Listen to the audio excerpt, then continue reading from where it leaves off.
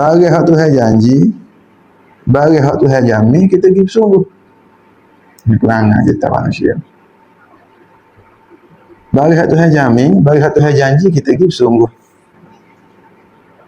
Wa taqsiruka fima talaba minka, dan menguranglah oleh engkau pada barang yang tuntut oleh ia Allah daripada engkau. Barang yang Tuhan tuntut, engkau buat kurang, engkau buat slow, engkau buat malah, engkau buat mengurang. Mana hak Tuhan suruh kita buat kurang? Wa ma khalaqtul jinna wal insa illa liya'budun. Tuhan suruh ibadat, Tuhan suruh banyakkan ibadat sunat, Tuhan suruh sembahyang sunat banyak, Tuhan suruh mengaji kitab banyak, Tuhan suruh beramal banyak. Hak tu Tuhan suruh, kita tak bersungguh. Hak Tuhan jamin seperti rezeki,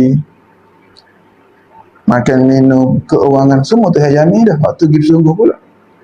Ijtihaduka fima dhaminanaka, bermula bersungguh oleh engkau, bersusah payah oleh engkau, fima dhaminanaka, pada barang yang telah dijamin bagi engkau. Rezeki Tuhan jamin dah. Orang nampak payah sangat cari tu, letih nampak kerja, bersungguh kerja siapa letih.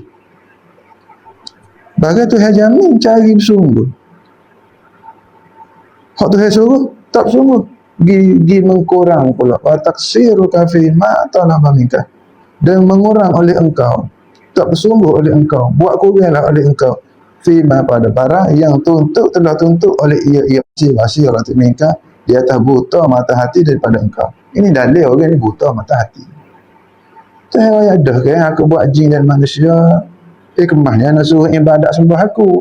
Engkau pergi sibuk kerja sehingga lupa ibadat, kerja sampai lupa ibadat.